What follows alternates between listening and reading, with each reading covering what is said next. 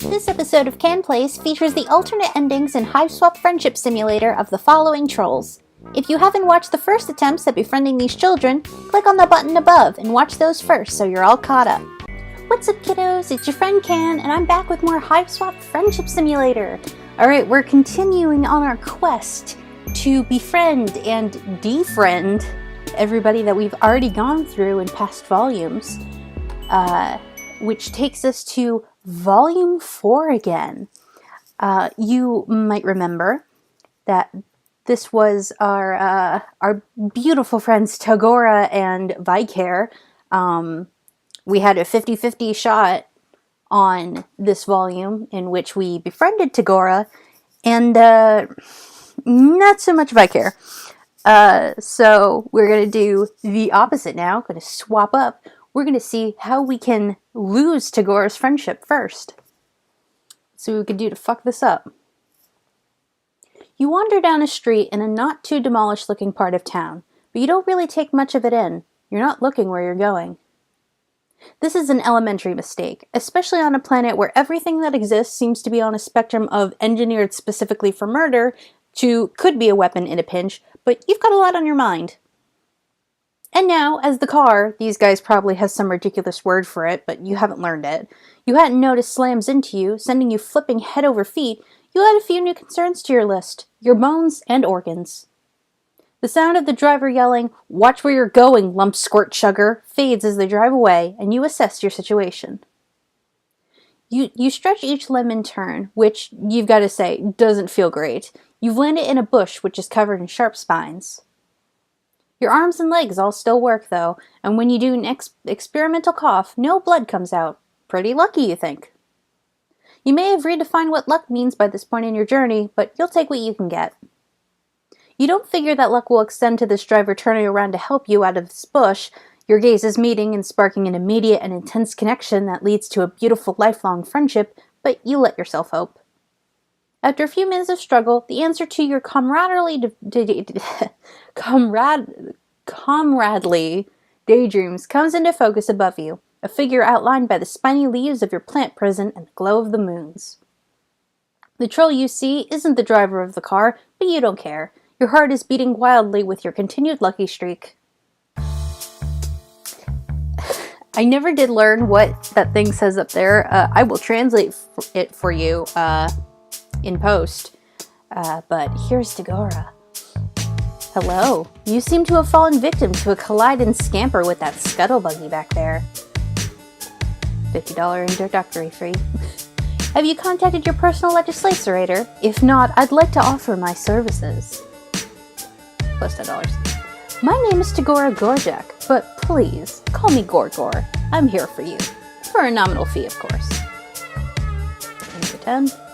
He pulls a business card from a sleek teal vest and offers it to you with a precise flick of the wrist. His claw beds are perfect. You try again to sit up, buoyed by this offer of assistance. He's some type of doctor, maybe? Or lawyer? It doesn't really matter. It doesn't matter, really, because he said he was here for you. Those words go right ahead and burn themselves into the softest chamber of your heart. You start telling him your plight thus far, reaching up through the brambles toward his beacon of hope. This guy seems trustworthy, and that's just not your lack of options talking, you swear. Yeah, but I already owe you $70. As you shift, the moonlight shines on you. He steps back briefly, dropping the card. The one eye that's not covered by a swoop of product-infused hair opens wide. He recovers, smoothing his hands down his chest and straightening up, clearing his throat as he continues to explain. You're... what? Oh, yes, an alien. I knew that. I've done work with aliens before, so your situation shouldn't be an issue at all. $200 alien legislation stipend. Everyone deserves an equal opportunity to be represented by me. And with $10. In fact, we may be able to use this in our favor for a larger cash settlement. It all depends on our angle. Another 10. Here, try moving your chug column. $10. You aren't sure why this is necessary, but you wiggle your torso, hoping that's right. You've never wanted anything more in your meager existence than to follow this specific directive perfectly. I'm going to stop listing off every time that we earn, $10 $10 because that happens every single time he docks. I'll just list off the, like, notable ones. No, not that. You add a little hip jiggle. Not so much that he might think it's a come-on, but enough to say, hey, I'm friendly and I know what the fuck I'm doing. No, you're the thing that holds up your think pan. Work with me. This is the confusion in the moment. Continue what you hope is a part of a troll friendship ritual, shimmying various parts of your anatomy deeper into the bush until you get to your neck, and he clasps his hands together. There we go. That one hurt, didn't it? Definitely a case of column snap, which can give us a decently hefty restitution. Your neck feels fine, or it doesn't hurt any more than the rest of you, but you give him what you hope is a convincingly painful nod of agreement. Of course, you will need to front the initial legislation costs. We may also have to injure you further to ensure our case is convincing, but you've got to break a few cluck-beast embryos to make a grublet, as you well know. 500 initial costs. Yes, I think we may make a mutually beneficial team, if you're willing to do what it takes to bring about the justice you deserve. So, what do you say? How would you like to help me help you? He's talking really fast, and you're not sure exactly what to think of your lack of funds or the idea of breaking any more bones, but that smile is sharp and shiny and pointed right at you. You want more of it. Ask him if he does pro bono work, or tell him about the heaps of money you definitely have.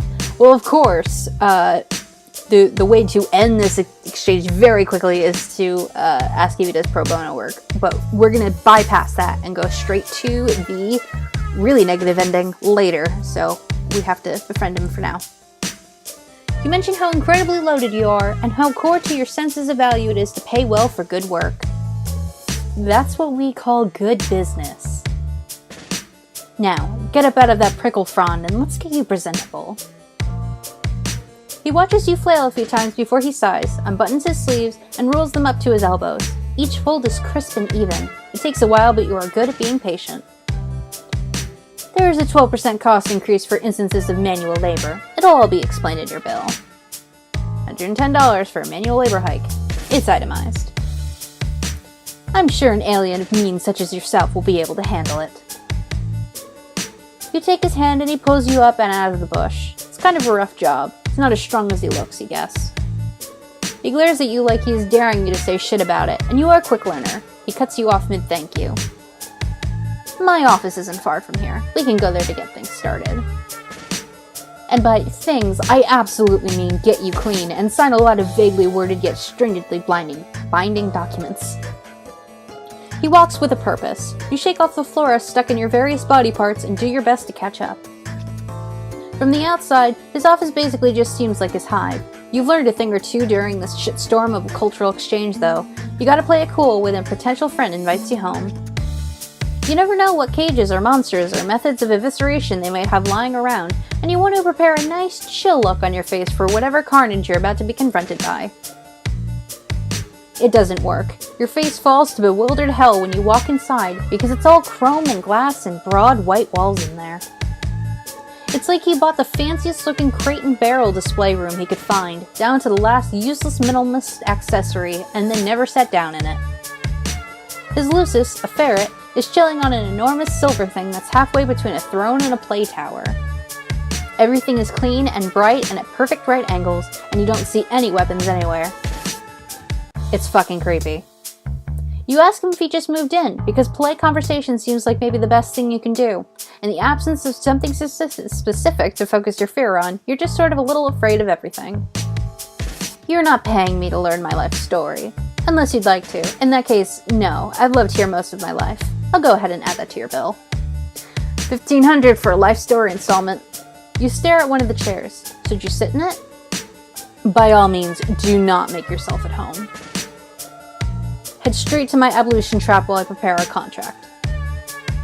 You really want to connect with this guy, and you like how you just vibe there, where you were thinking about sitting your bedraggled ass in his fancy chair, and he could totally tell you were thinking it. But you don't want to be friends badly enough to walk straight into something that has the word trap right there in its name without at least pondering it for a second. You've become savvier during all this. No entrapment, please, or take a goddamn bath. We are, of course, not gonna entrap ourselves.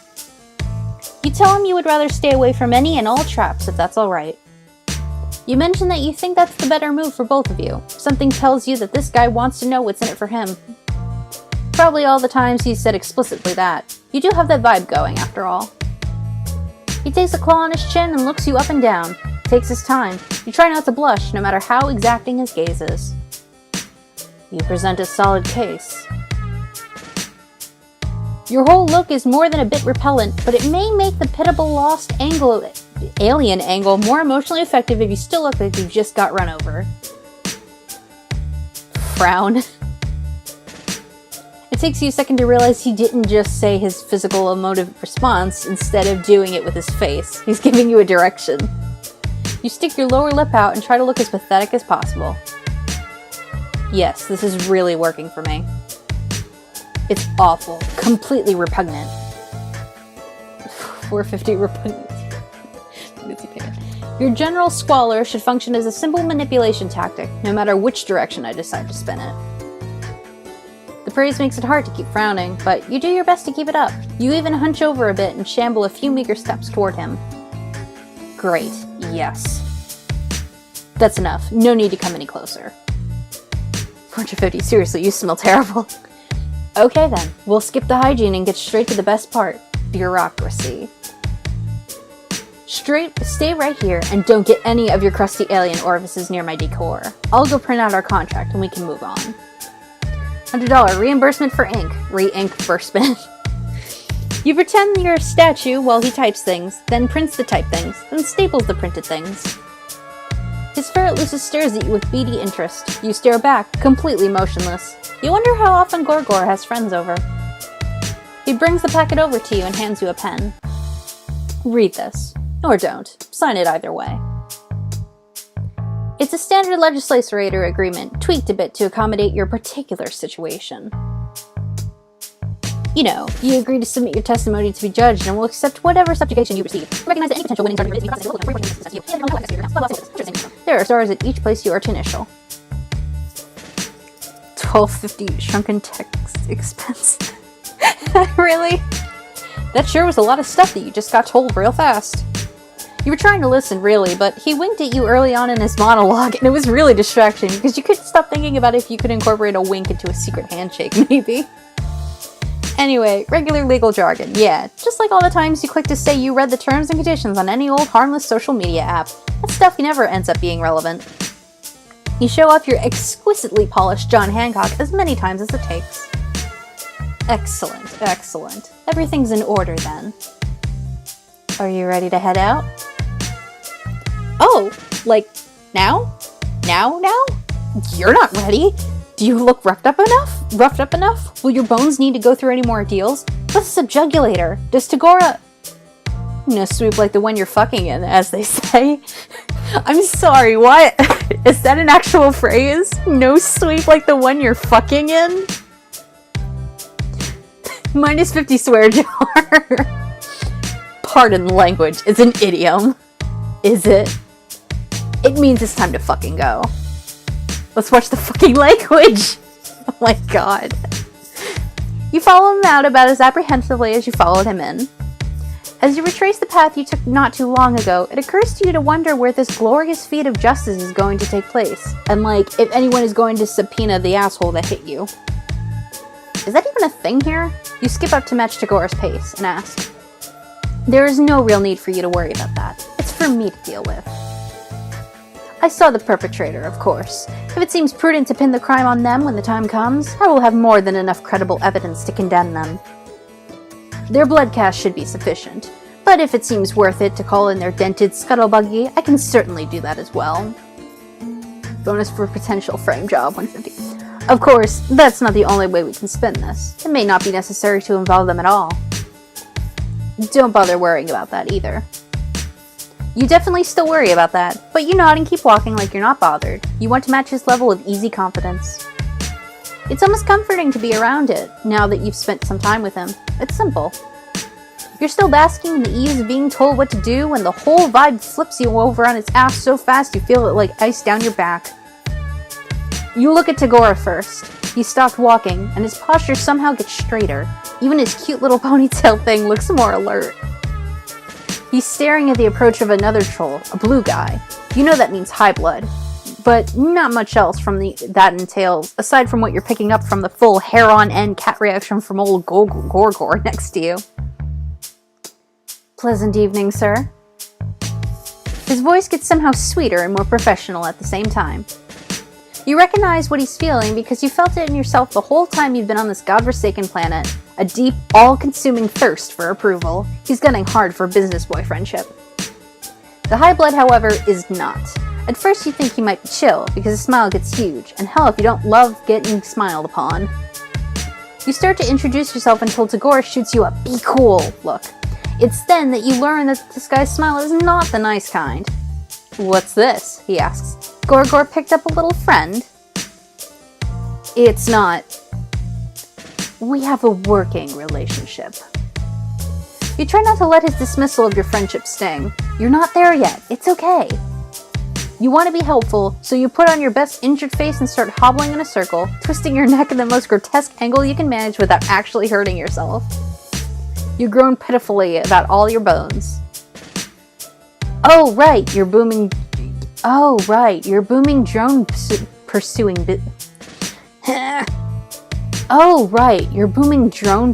business. This client you have here looks extra shitty. Good luck getting anything good for whatever this mutant is that you scraped up from the gristle grate. If you take a moment to consider the potential.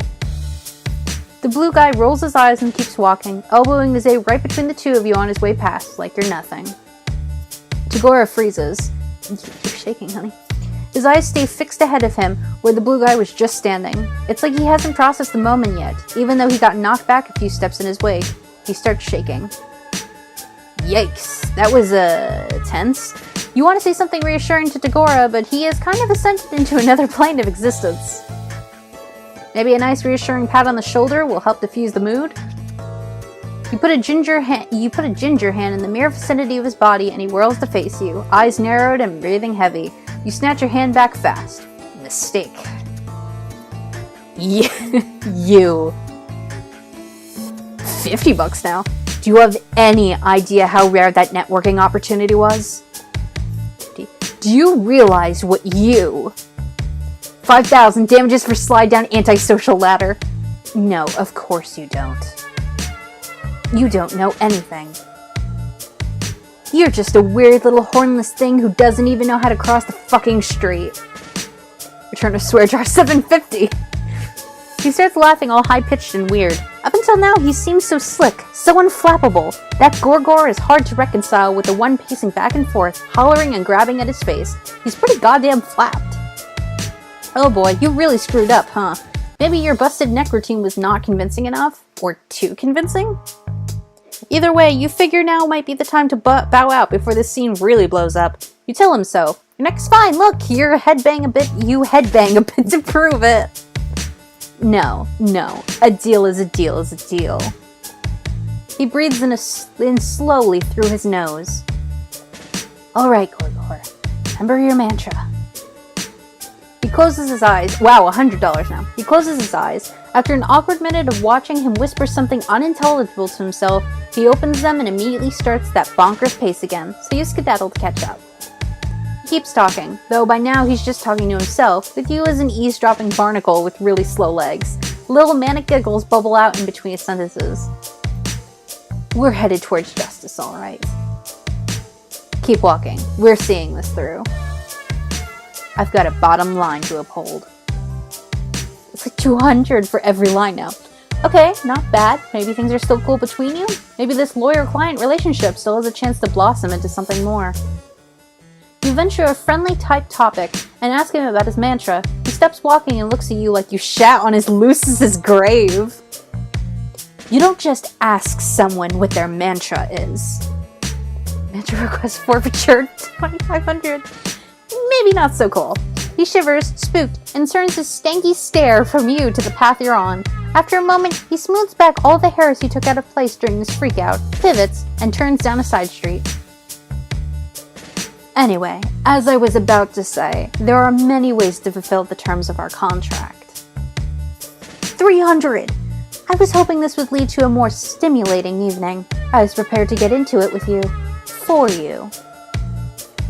But it has become clear that this partnership is no longer worth the work.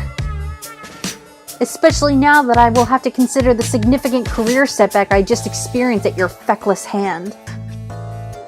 So instead of wasting any more of my time or yours, let's take a shortcut to the same end result, sparing us both the agony of enduring a long court battle in the proximity of one another. Here's your verdict. You're guilty. Whoa! Oh my god, that's so much money. Guilty? Wait, wasn't it supposed to be the other guy on trial? You look around, panic rising in your chest. Oh, don't tell me. You don't know how how the legal system works either. Unsurprising and uninteresting. 400, Jesus. Oh, this is bad. You'd been so caught up in watching him talk that you didn't notice him guiding you straight to the shittier part of town. You know, the part that's all half-demolished hives and creepy noises and drones flying around. Drones like the one that turns to notice you when Tagora whistles, snaps his fingers, and points right at your head. Ooh. Hey, big guy. Over here. 500! One extremely malformed and unviable troll. Just the way you like it. Jesus Christ. You shouldn't feel surprised at this betrayal, baby, but you do. For a second, anyway. Then you focus on yelling and scanning for possible debris to hide under. Tagora starts backing away as the drone gets closer. There's a sewer the next street over. 750! You probably won't make it. But if you do, check your pocket. Do you specified for bad end? Oh my god! He seriously stuck the fucking bill into my pocket!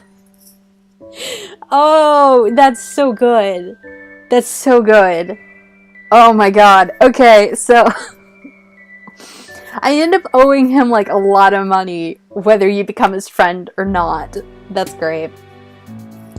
Alright, well, we're gonna move on then. We're gonna try to befriend Vikare now.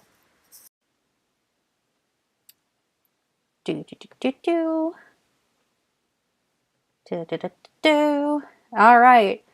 Vikare, we're going to try you again, sweetheart.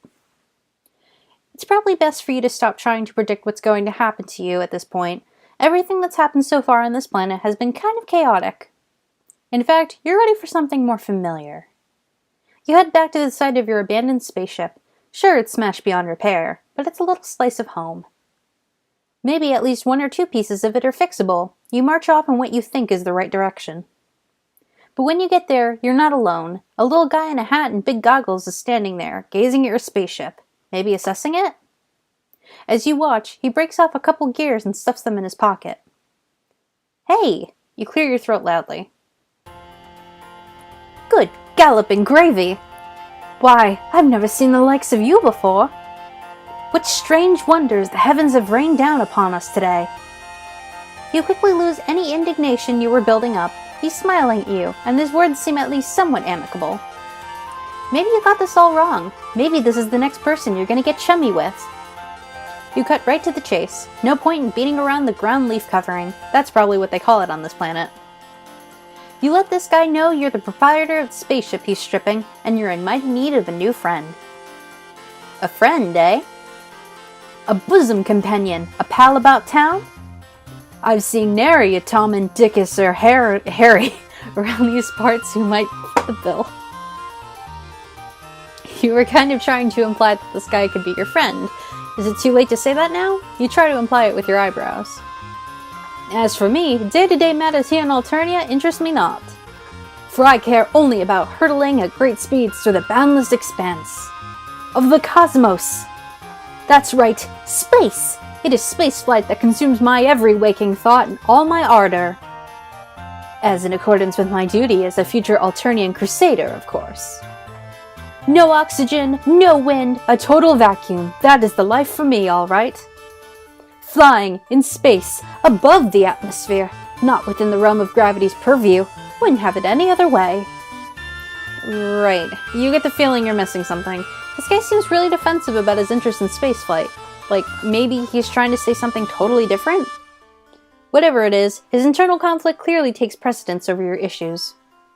He seems like a great candidate for a friend, despite the fact that his voice sounds like it belongs over a newsreel about World War II. I have just one query for you, sport, if I may be so bold. Do you also like spaceflight? Do you yearn to see the moon shining above, the clouds whipping by you as you chase and tease the impish western wind? And then also keep going past that up into space? So we're gonna tell him we're not so sure. His eyes widen. You see them sparkle? Ah, I see. You're an individual with a more sophisticated palate.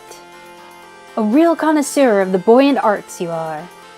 Someone like you could never be satisfied with the anemic affair of traveling through the inky blackness of the galaxies. I believe a jaunt to my hive is in order. Let's get a wiggle on. There was a lot going on there, but you understand that he wants you to follow him.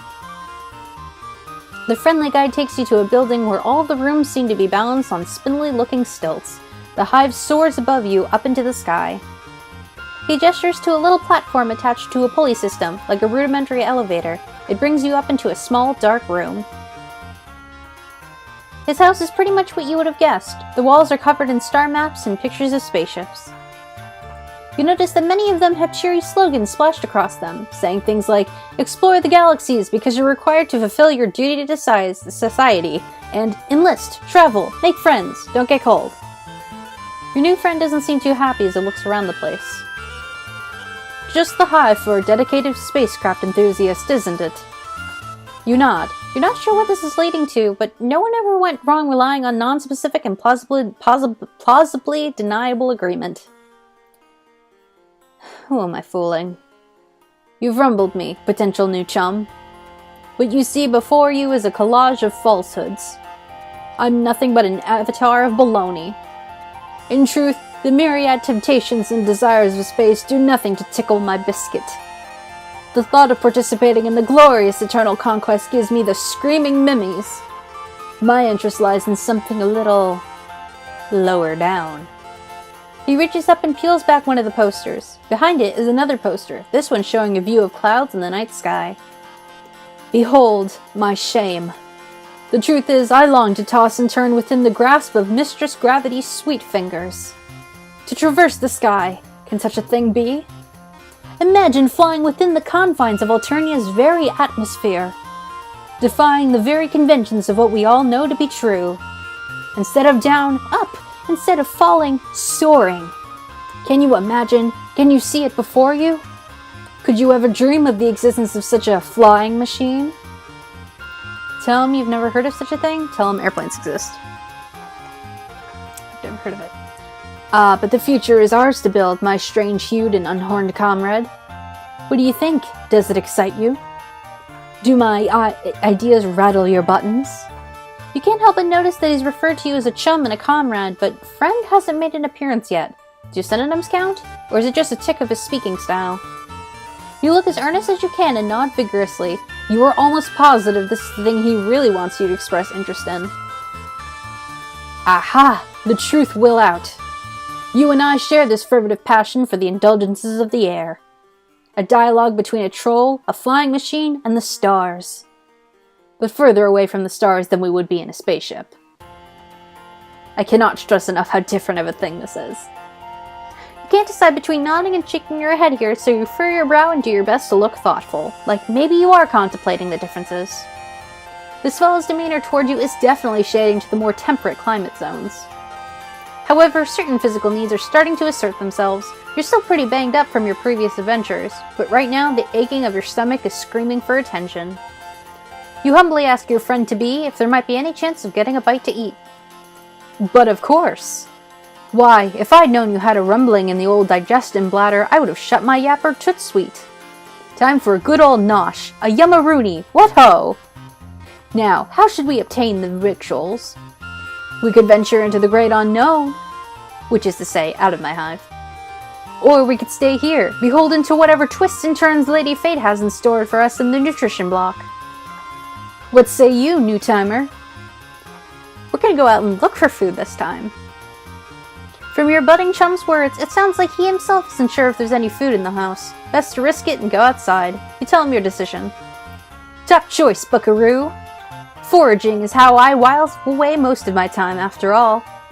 There's just one small matter to trouble the old brain power.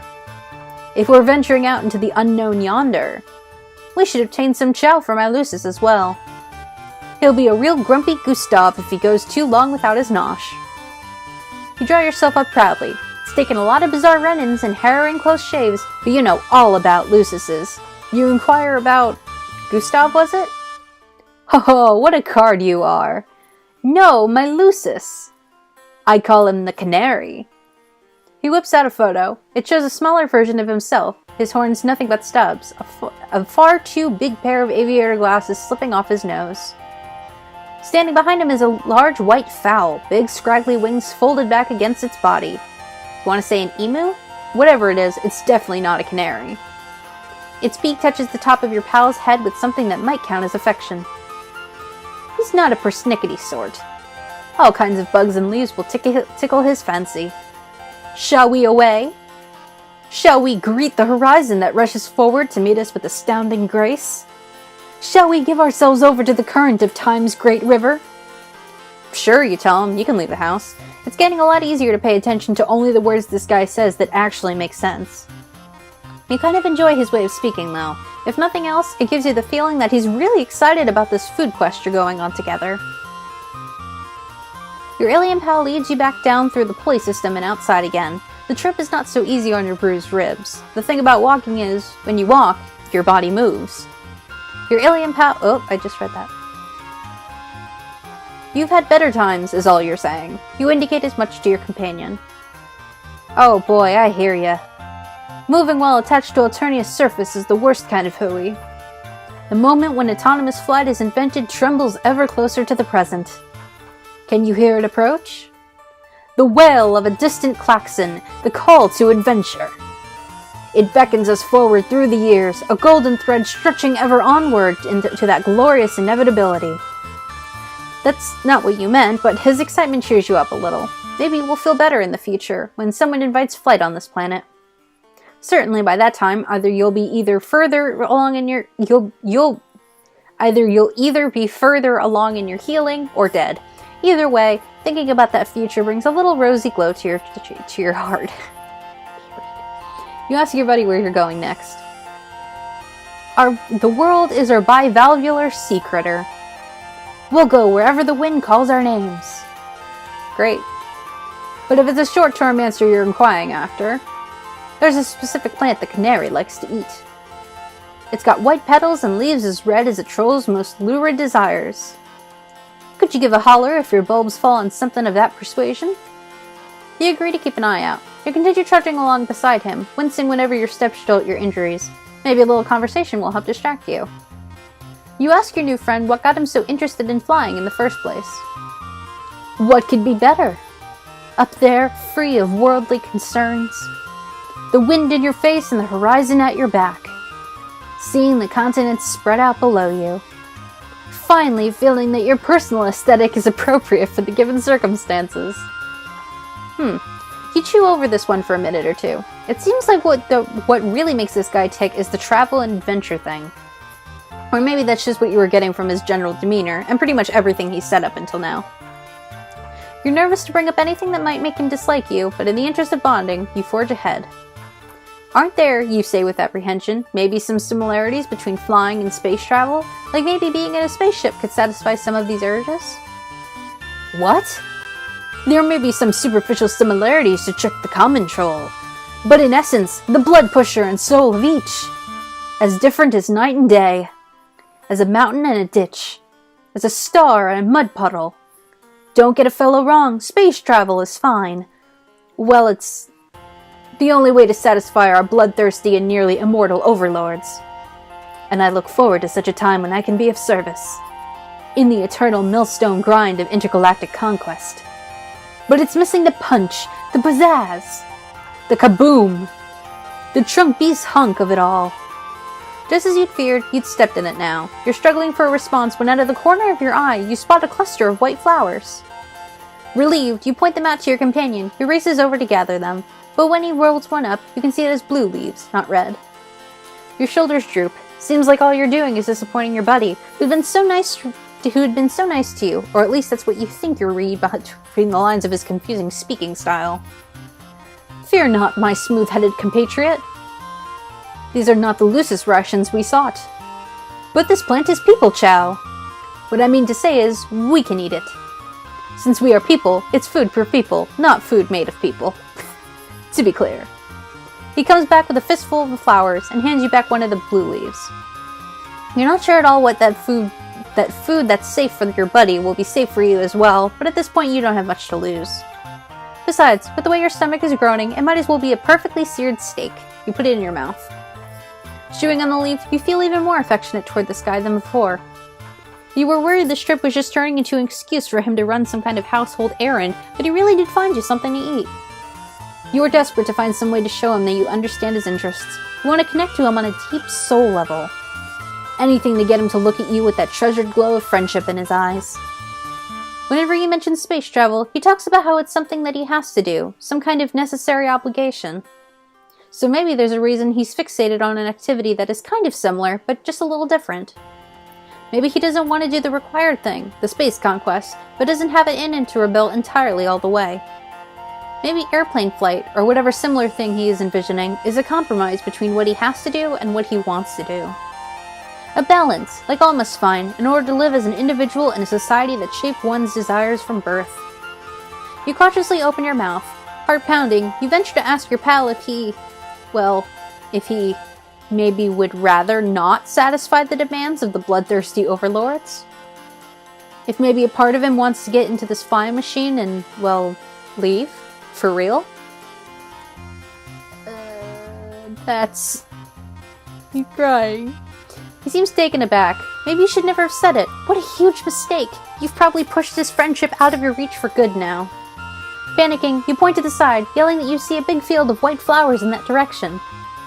Your potential friend leaps to action, seemingly also glad to be given a reason not to answer this question. He races forward in the direction you indicated.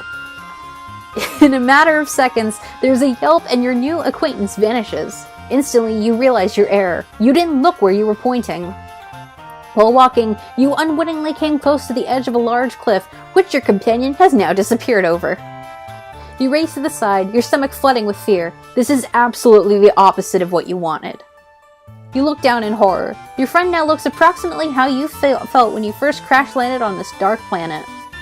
He's conscious, his face frozen in shock, but one leg is twisted underneath him in a nasty way. You may not be familiar with his alien anatomy, but you're almost positive that it shouldn't look like that.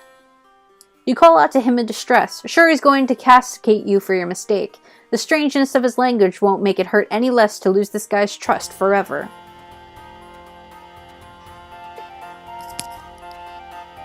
What ho? Kaloo! Kalay! His voice floats up from its ground below, weak but somewhat jovial? Is it possible he's not angry? Oh, joy is happening! Oh, a delight for the body and spirits! Did you see? Did your being absorb what occurred before your very visage? I flew! Soared through the air! Just for a moment, but it happened! An ecstasy like none I've ever known! You hesitate. Is it really possible that he could be taking this so well? That maybe your big fuck-up was a step in the right direction after all? It's definitely a little worrying to hear him celebrate his dangerous fall, but none of that matters if you consider his friend... Oh my god. It's definitely a little worrying to hear him celebrate a dangerous fall, but none of that matters if you can secure his friendship at last. My strange associate! Come on down here. We will celebrate in grand fashion this eve. How did you know? That a brief sojourn through unfettered air would bring me such joy. You're a fine fellow. And truly, a truly superb friend. Your heart lifts with joy. He said it! Of course, you now have to find some way to climb down a cliff with your messed up ribs, not to mention figuring out how to transport someone with a broken leg back to the house. You're not really sure if that's possible, or when the adrenaline that's got you this far will give you out and force you to succumb to your own pain. But with the night full of difficulties ahead of you, you couldn't ask for a better balm than knowing you'll face them hand in hand with your friend. Assuming he didn't hurt his hands as well. No matter, you did it! Yay! God, his leg and his horn is pretty fucked up. But, we did it! This is friendship with Vikare. It involves some bodily harm, unfortunately. So yeah, that's what happens in Volume 4. If you want to hear me ramble, come follow me on Twitter at SwiftMartyrdom. I'm also on Tumblr as GatoNip. And I'm always wandering around YouTube doing stuff. Yeah, stuff. Anyway, I'll see you guys next time. Bye!